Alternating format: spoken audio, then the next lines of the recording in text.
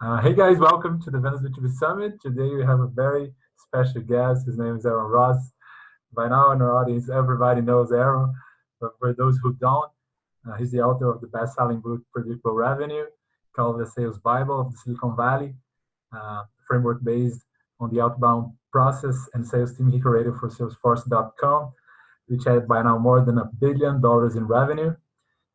Since last year, we can find it in Portuguese. It's called Receita Previsível.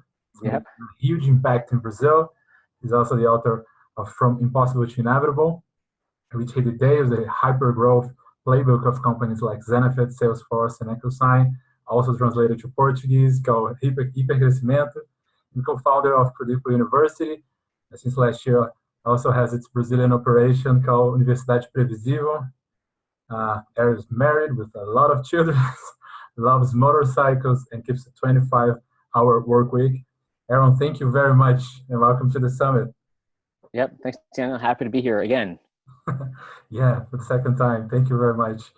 Uh, Aaron, I want to start to talking about value propositions. And your second book, your last book, you say that many business with I see many business with nice to have value propositions. In the Yeah. book, you say that business don't buy nice haves, but how can we create a must have value prop? Yeah. So a little bit of, let's say, context is that predictable revenue, or Receita Previsível, came out 6 years ago. Mm-hmm. And since then, I've worked with a lot of companies who were trying to grow sales faster. And for the new book, the first chapter is about the most common reason that companies struggle to grow faster. So the most common reason, could there be many? The most common reason is they haven't nailed a niche. In other words, they haven't identified the right kind of customer out of all the types of customers where that customer has a real need for what you have. Because most companies end up spending, especially earlier stage companies, but it's still true bigger ones, spending too much time trying to market and sell to companies where they are a nice to have. So what we like to say is, you want to be a big fish in a small pond in order to win. It's easier to make the pond smaller than to make the fish bigger. So in other words, it's easier to be more specific, more detailed, more insightful about the kind of company you're going after, the kind of person within the company, and the problems they have, to be much more targeted. It's a lot easier to do that than it is to try to redesign, build, or change a product or business. So going back to finding companies where you're a must-have, companies where you need to have, it starts with being much, usually sitting down and saying, okay, with your experienced salespeople, when do we close the biggest deals for the most money, the easiest? And when do we struggle? And what's the difference? Like, what are the signals that people tell us where they need us? And what do we see the signals or clues are when they like us, but they don't need us? Mm-hmm. Because with businesses tend to buy what they need. Consumers tend to buy what they want. Ooh, I want that new iPhone. Do I need it? No. But it's an impulsive or emotion, more emotionally based buy. Businesses, when they tend to have more people involved, tends to, remove more of the impulsivity and emotion. And so if they don't need what you've got, it tends to fall just too low on their priority list when it's a nice to have. And one clue as to when you know you're a nice to have is they'll say, that's cool. You show it to them, you talk to them, that's cool. And they never get back to you. Happens a lot. Happens Yeah. all the time.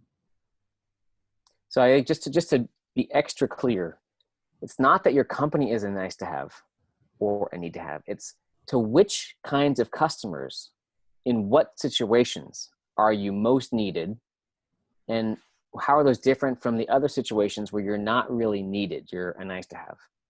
Just like distinguishing the different situations, so you can better use your time and not waste your time on the nice to haves.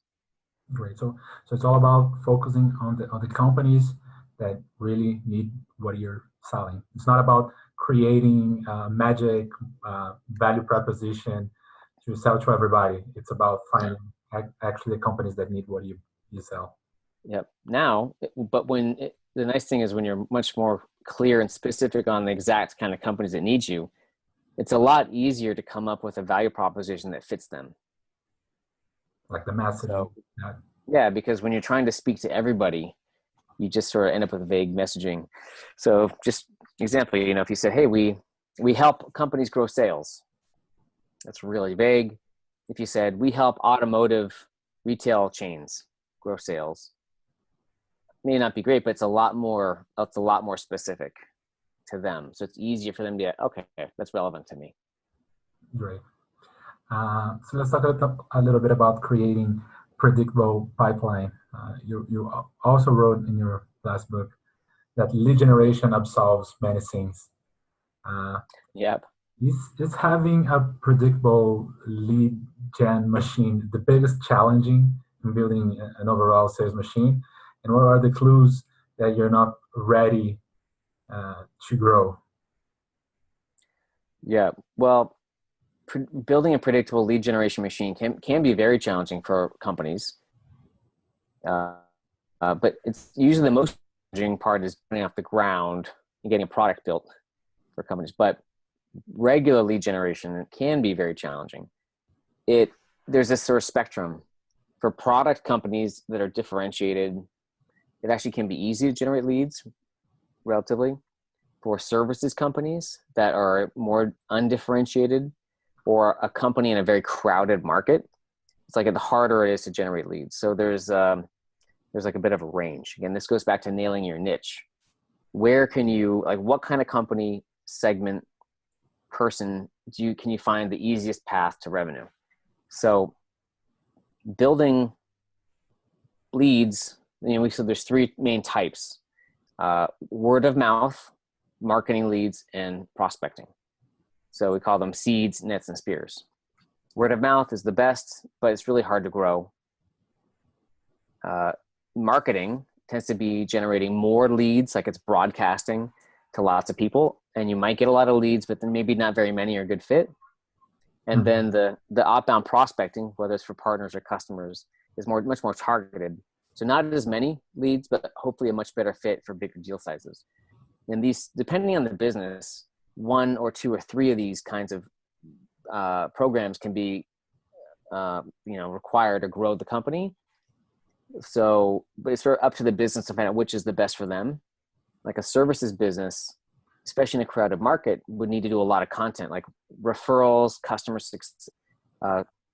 happiness, customer success, content to help differentiate. Software companies, product companies, some kinds of services companies will probably first focus on outbound prospecting. But I think one of the lessons is, again, there's different kinds of leads, these seeds, nets, and spears. They each have pros and cons. And you want to do, one, the first one you always start with is customer success. Because you need a successful product or service and have customers before you can grow.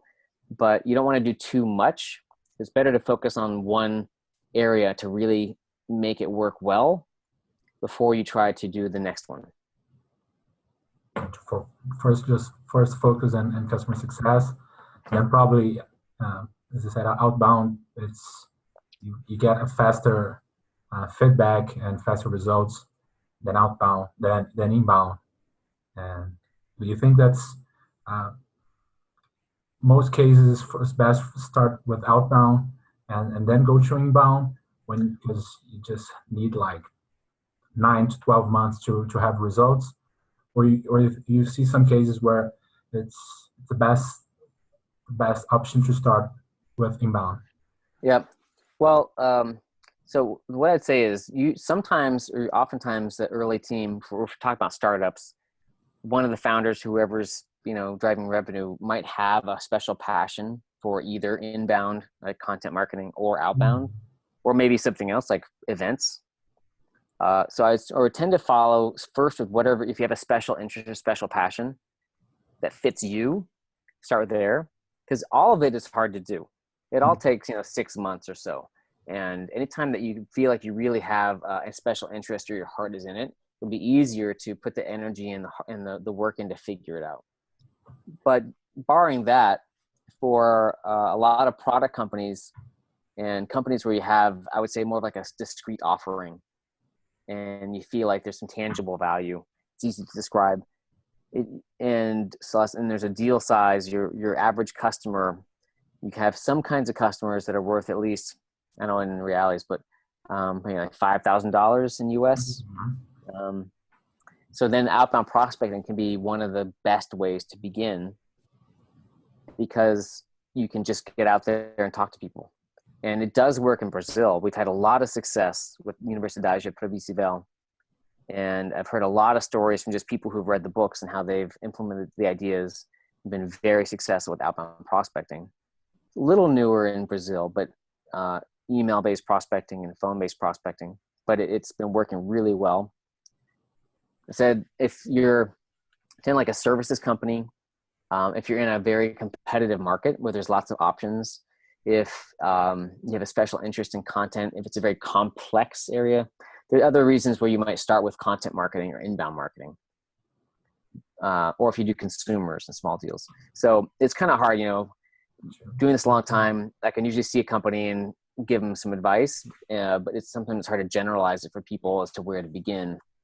No matter where you start, it's better to pick something and focus on it and get it working. And then after 6 to 9 months or 6 to 12 months, once you don't have to watch it every day, then switch to the other program or other initiative that you want to build. So what you don't want to do is sit there for months, like indecisive on where to start. It's better to pick something than to be indecisive. Great. There is one topic of your books that we haven't talked about in the last 2 interviews that we had. It's when you say that it's hard to build big business out of small deals, and there's a whole section about doubling the deal size. And most companies that I work and interact, I see that it's focused in closing twice as many deals. And you say that it's better to focus on doubling the deal size. So why increasing the deal size is more important? Right. So this is in the Hebrew Crecimiento book, which a lot we're talking about is in the newer book. There's a section doubling the deal size. And the painful truth is, as you mentioned, it's hard to build a big business out of small deals. So it just ends up being a lot of math where smaller customers can be great to get started. Mm-hmm. In the US, the numbers, a small customer in business-to-business software might be $10 a month or $50 a month or $200 a month. So those would be small customers, right? Great to get started, great to get some product, people using it, some revenue coming in, some feedback, but it's hard to build much of a business out of those because it takes so much energy to get them. And it doesn't take that much more energy. Once your product is ready and once you start to target bigger deals, it doesn't take that much more energy to find and close $5,000 a month deals than $500 a month deals. And the thing is too, with bigger companies, and by bigger, I'm not talking about billion-dollar companies. They could have, a few million, 20 million, 50 million, 100 million. But there's a certain size, like the very small companies tend to be a little more erratic. They may not be able to pay as regularly. They often say they attrit, they leave more sooner. And they might not have as much the time, money, or energy to commit to a project with you and make it successful. So the good news, again, there's benefits to small businesses, but there's also problems. Is you can go up market, you can make more money with the same energy, right? 10 appointments, whether they're $50,000 each or $5,000 each. That's how sales tends to work. So you can make more money easily. Plus, you tend to work with companies that will be more stable, and they have more energy and time to put into a project, so they can take what you're doing, whether it's software or services, and actually get better value from it. It can take some work to climb up there on the product, program, references, credibility, but that is usually the easiest way to grow revenue once you already have the business working. And so first you're like, let's get leads, let's get customers.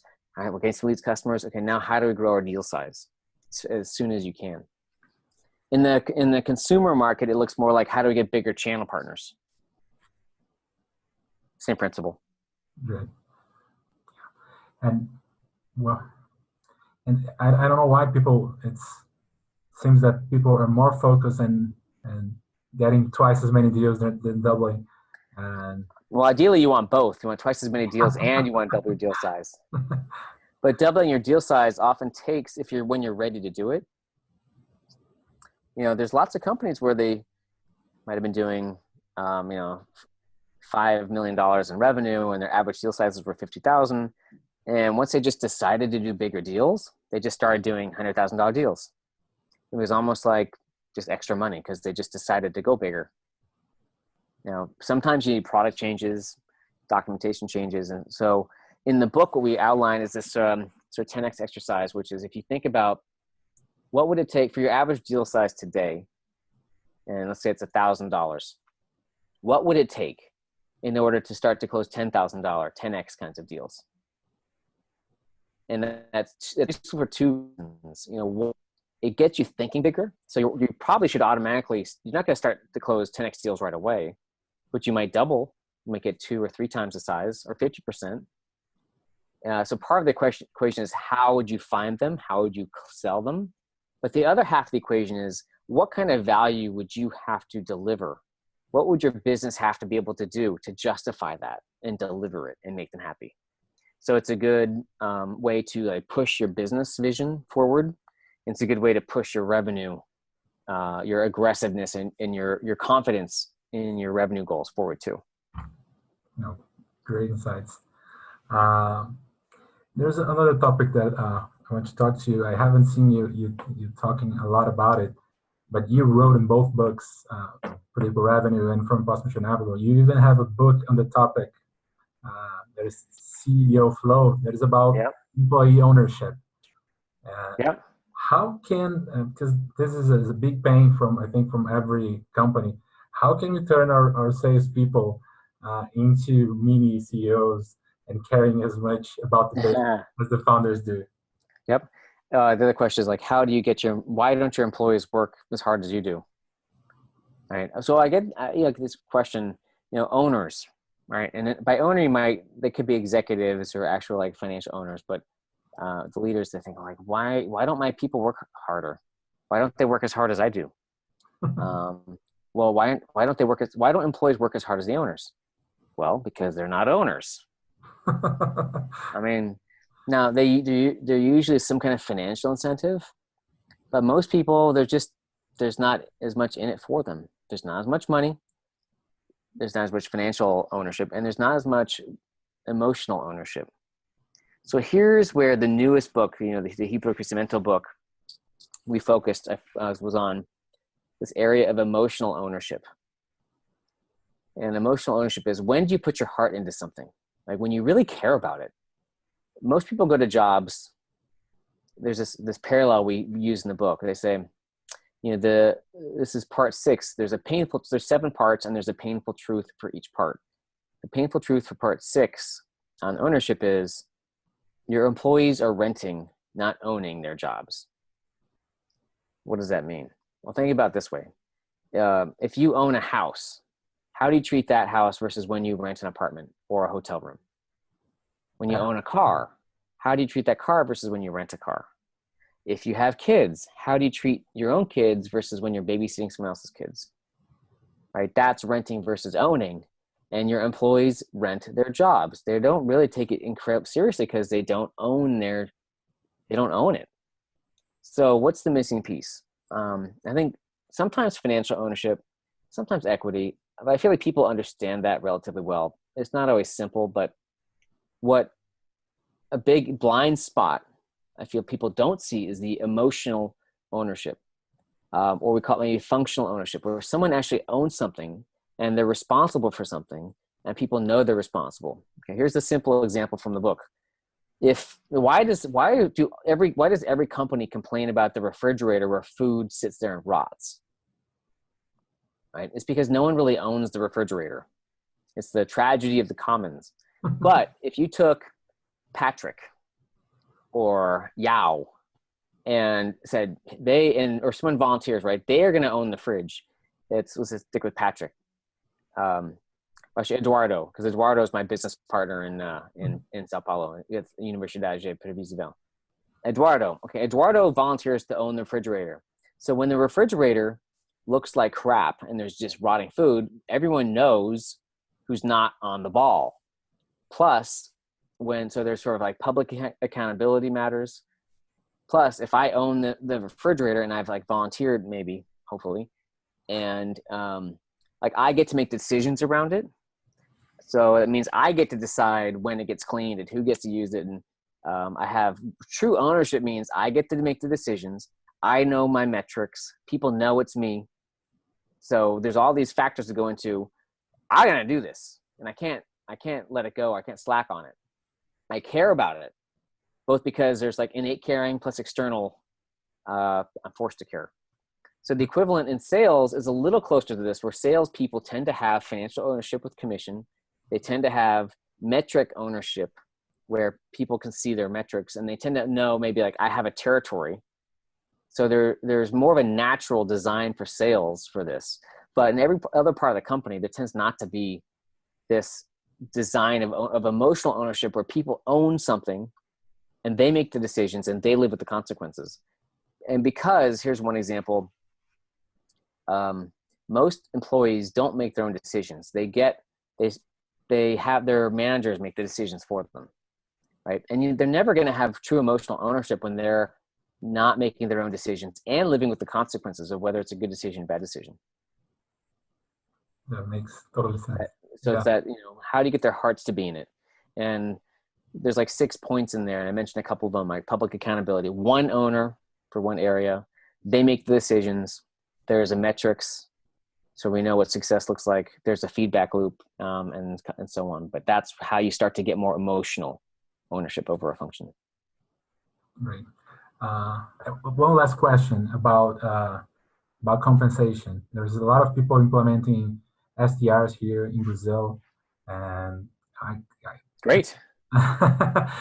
Yeah, your fault, because everybody is reading Receita Previsível and starting to specialize in their teams.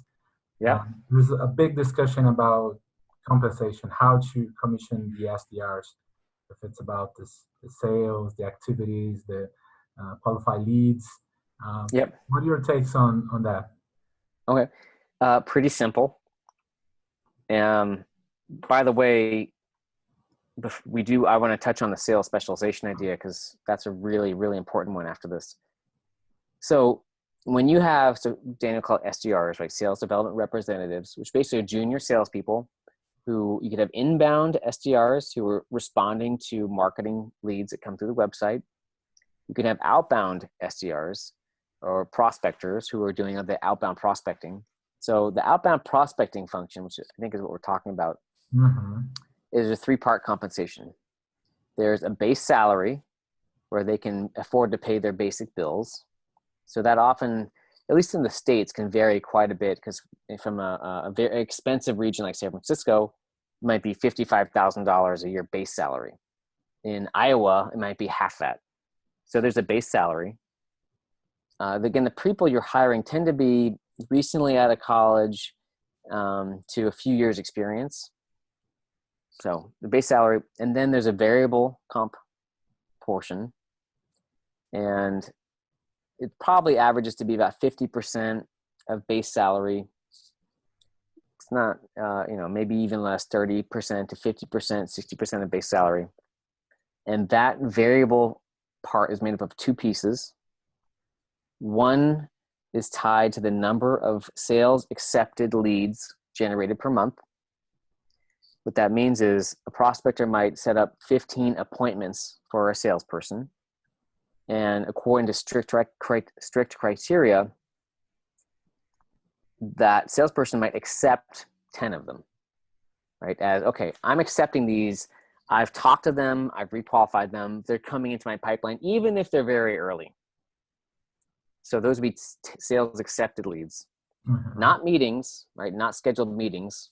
What happens if you just pay on scheduled meetings? You get a bunch of meetings that aren't very good.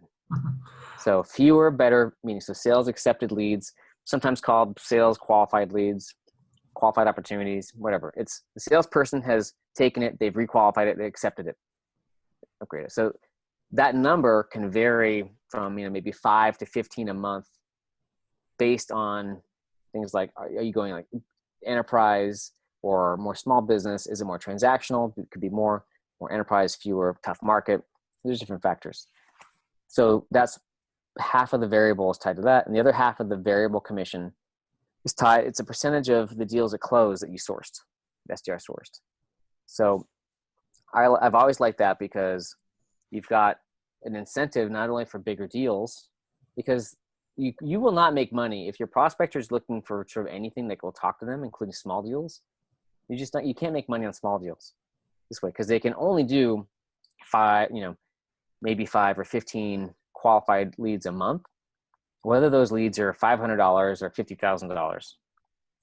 So small deals, a percentage. So anyway, a percentage of what closes incents them on quality in terms of what actually someone who's going to buy, plus size of deal.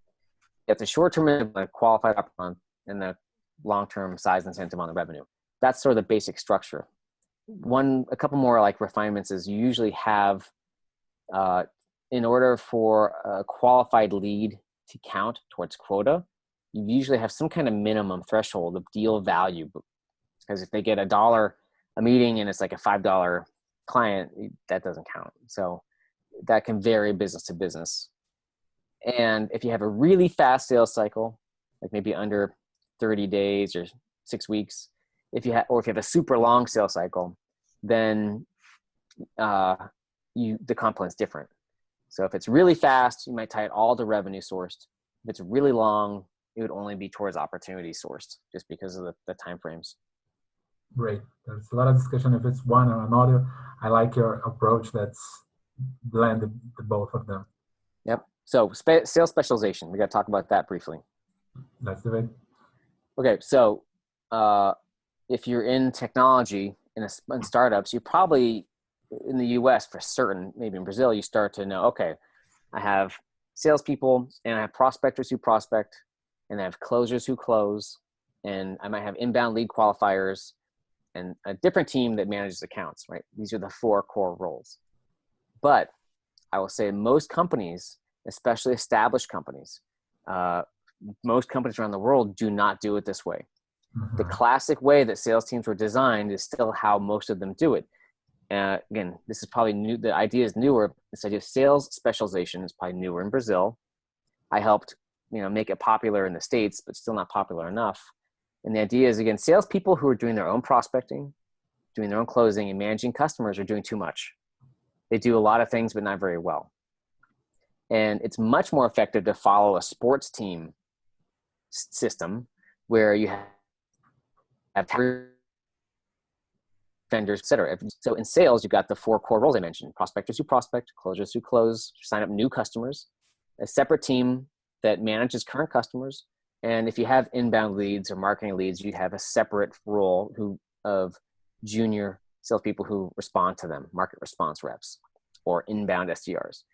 Now, this idea is really that if you have a sales team and you're not doing this, nothing else will give you better results than start specializing. This is the number one thing that will make the biggest difference to your business. Put everything else aside. And outbound prospecting will not work unless you have dedicated prospectors. So the idea is, if your people, and especially in sales, are doing fewer things better, you will get way better results. Plus, when you specialize, You have much more insight into the business because you can see how prospecting is working versus closing. You have a farm team system because you can hire people in the junior roles and promote them up the ranks. And it's a lot easier to scale if you are growing to grow your business because it's like Lego blocks you're hiring. So there's a lot of benefits. Bottom line is if you don't specialize your sales teams, you're going to struggle to grow, period. But in the next logical question that everybody asks when you talk about specialization is, my team is too Yes. small. Yes. When should I do it? If I only have 2 reps, 3 reps, when is the right time? Or what if I'm a CEO and I do it all? Yeah. Okay, so yes, you should start to specialize when you're 2 people. And usually what that looks like is a prospector and a closer. It might, if you have a lot of inbound leads, it could be inbound lead responder, like a junior person and a senior person. But even if you have 1 person, you can still apply the principle, which is focus. You can do it by blocking out time on your calendar, right? So prospecting, for example, you need blocks of 90 minutes, a couple hours to do it well in a regular motion, recurring. So if you're 1 person, if you're the CEO and you're doing it all, and let's say you do want to prospect, or maybe you need to get to customer success, whatever the thing is that you're not getting to, you can block it out in your calendar in blocks of time. That's how you apply it even when you're a smaller team. So that's a small team question. By the way, there's one other question we always get. Well, I'm a bigger business. If I specialize my sales teams, I want my salespeople to start building the relationship from day 1. And if my customers getting passed around, that's gonna hurt the relationships, not help. So yes, if you do it poorly, it can be done poorly. But what happens is the illusion that when salespeople are doing it all, that the relationships is an illusion. What the reality is that your salespeople are giving great service to some people, which i.e. the ones they're trying to sign up, and they're ignoring or giving poor service to everyone else. I mean, salespeople, and there's reasons. It's not really their fault because this is universal. This is all salespeople, all sales teams. There's like structural reasons why they can't do it all. Well, I'll give you one example. If you send marketing generated leads to your salespeople right away, so leads that come into the website, maybe into Salesforce or whatever system you use, and they just get passed right to salespeople. And there are exceptions to this, which we can touch on too. But most salespeople, it's called business to business salespeople. And they might be ones that travel, maybe not. They have a hard time responding fast to inbound leads. And inbound leads you want to get to very fast, within minutes, hours, or a day. It's just hard for salespeople who might be doing on proposals. They might be going out to a client visit. They might be traveling. They might be doing demos to respond quickly to all these leads. So it's not really their fault. Mm-hmm. That's one example. And it's make a huge difference. So what happens is, I saw a study that says that 1 minute to 2 minutes, the difference is huge in the potential of closing the deals. Yeah. Now, the other thing is when you have, so salespeople doing everything, some of their clients get good service and some don't.